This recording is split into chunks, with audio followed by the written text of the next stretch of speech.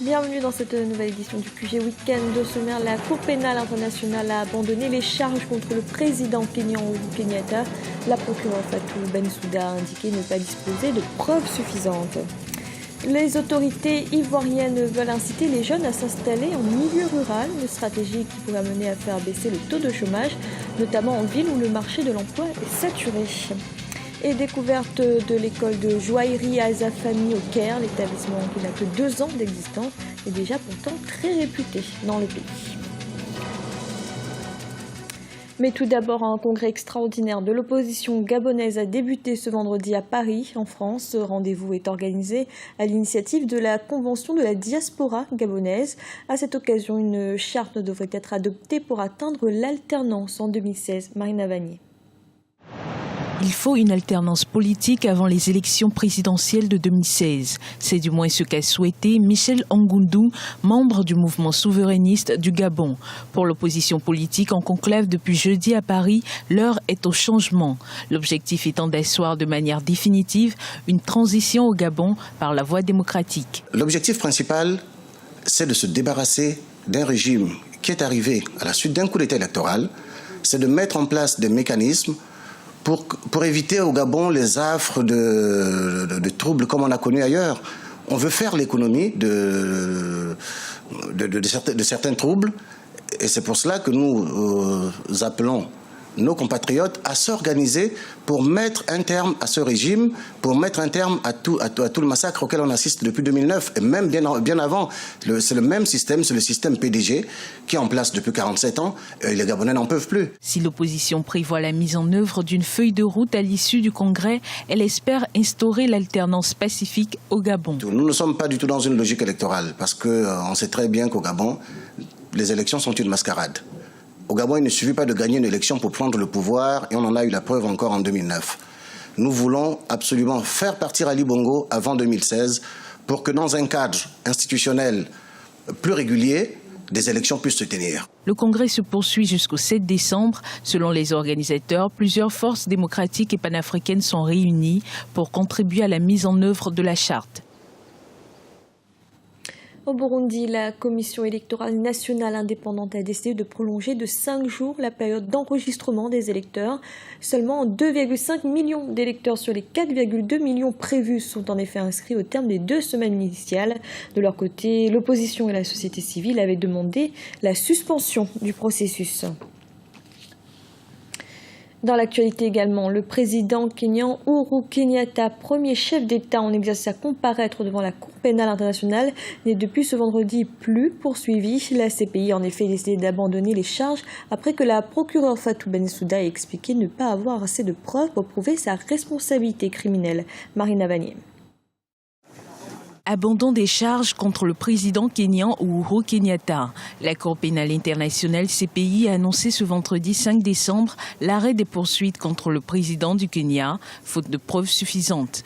Il était soupçonné de crimes contre l'humanité à la suite de violences post-électorales de 2007 à 2008 qui avaient provoqué près de 1000 morts et 600 000 déplacés. Les preuves ne sont pas sérieuses ou ne sont pas établies, parce que la charge de la preuve maintenant incombe au procureur.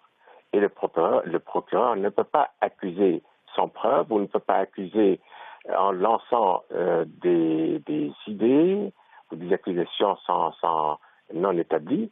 Pour les juges de la CPI, le bureau du procureur n'a pas pu présenter des preuves suffisantes, au-delà du doute raisonnable, pour engager un procès contre le président Kenyatta. Le mercredi 3 décembre 2014, les juges avaient ordonné à l'accusation de déposer des preuves dans un délai d'1 semaine pour un maintien des poursuites, faute de quoi les poursuites seraient abandonnées. Et cette décision du tribunal pénal international, à mon avis, est salutaire. Ça démontre que la Cour pénale internationale respecte ces principes-là et donc cette institution a prouvé qu'elle fonctionne à charge et à décharge et qu'elle fonctionne dans le respect de l'accusation, mais qu'elle aussi fonctionne dans le respect des droits de la défense. C'est un soulagement pour le président en exercice de 53 ans. Cette décision est une première en 16 années d'existence de la Cour pénale internationale, déjà en mal de crédibilité pour n'avoir engagé des poursuites que contre des personnalités africaines. En Côte d'Ivoire, 2 membres du PDCI se sont déclarés candidats ce vendredi pour représenter leur parti à la prochaine élection présidentielle. Des candidatures qui vont à l'encontre de l'appel lancé par le leader du PDCI, Henri Konan Bédié, en septembre dernier, qui s'était prononcé pour un ralliement au président Alassane Ouattara. Les dossiers des 2 candidats seront étudiés par le bureau du parti le 18 décembre prochain. Et toujours en Côte d'Ivoire, le taux de chômage s'élève à 9,4%. Les jeunes sont particulièrement touchés, notamment dans l'obtention de leur premier emploi. Les autorités souhaitent désormais inciter les jeunes à s'installer en milieu rural, où les activités génératrices de revenus sont plus nombreuses. Un sujet de la rédaction. En 2012, le taux de chômage en Côte d'Ivoire s'élevait à 9,4% selon l'Agence de gestion de l'emploi. Il est plus prononcé en milieu urbain, 15,2%, qu'en milieu rural, 3,8%. Les jeunes représentent environ 60% de la population active. La baisse du phénomène de l'exode rural et le retour à la terre représentent de grands moyens de lutte contre le chômage. Honoré Yao, jeune artisan, a préféré quitter Abidjan, principal pôle économique du pays, afin de s'installer à Lokbakro, un village de la commune de Yamsoukro. C'est désormais là qu'il souhaite exercer son métier de tisserand. Il invite les jeunes à suivre son exemple. Ce que j'ai donné, il ne faut pas rester dans la vie comme ça. Il ne faut pas rester, il n'a qu'à chercher quelque chose pour faire. Parce que s'il reste quoi, c'est pas bon. Il n'a qu'à chercher quelque chose. S'il fait un métier, que par mois il gagne au moins 5 000. 100 000, c'est bon. S'installer en milieu rural induit une baisse de revenus, mais également une augmentation du pouvoir d'achat parce que le coût de la vie est moins élevé. Le jour que je travaille, ils sont 15 pagnes. 15 pagnes, c'est fait à 10 000, c'est à 105 000. Bon, c'est quoi il dit, ici ça m'arrange. Abidjan là, si peut-être il ne pleut pas, là par mois il peut traverser 300 000, mais il pleut. Il pleut 200 000 là, ça m'arrange, mais il y a une maison, il y a manger, tout ça, 200 000 là, ça ne vaut rien. Là, ici, il ne peut pas manger maison, il ne peut pas manger.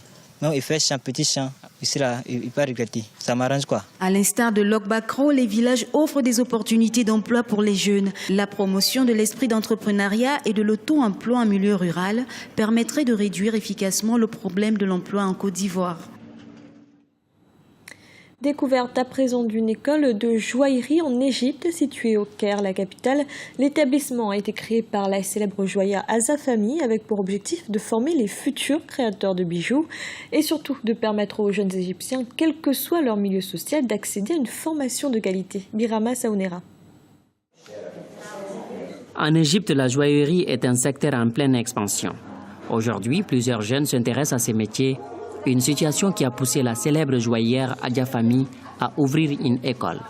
Objectif, enseigner les ficelles du métier aux jeunes générations. La structure reçoit des élèves locaux, internationaux ainsi que des créateurs indépendants. J'ai pensé à une école. Je me suis dit, pourquoi ne pas ouvrir une école? Parce que beaucoup de personnes pensent comme Azafami. Ils veulent bien apprendre, mais ne peuvent pas aller en Europe pour se former. Pourquoi ne pas leur ouvrir une petite école? Alors, nous avons créé cette humble école, comme vous pouvez le voir. Ici, dans l'atelier, les élèves travaillent avec de l'argent, de l'or et des pierres précieuses. Ils apprennent les techniques de forge du métal et la conception des bijoux. Un métier bien apprécié par cet élève. Quand j'ai commencé, je n'avais aucune expérience dans la création ou la production de quoi que ce soit, ni dans le dessin. Mais j'ai toujours ressenti cette énergie qui devait être libérée. Ils m'ont aidé ici à le faire. Je pense avoir complètement changé depuis cette expérience. En mars 2015, l'école de la joaillerie de Azafami aura 2 ans. C'est après son diplôme de beaux-arts que la célèbre joaillière a créé sa société. Dans son usine de production, elle emploie aujourd'hui environ 200 personnes issues de diverses causes sociales et religieuses de l'Égypte. Ces bijoux sont aujourd'hui populaires dans le rang des célébrités du showbiz. C'était le journal de la rédaction. Merci de l'avoir suivi. Retrouvez dans un instant une nouvelle édition de l'information.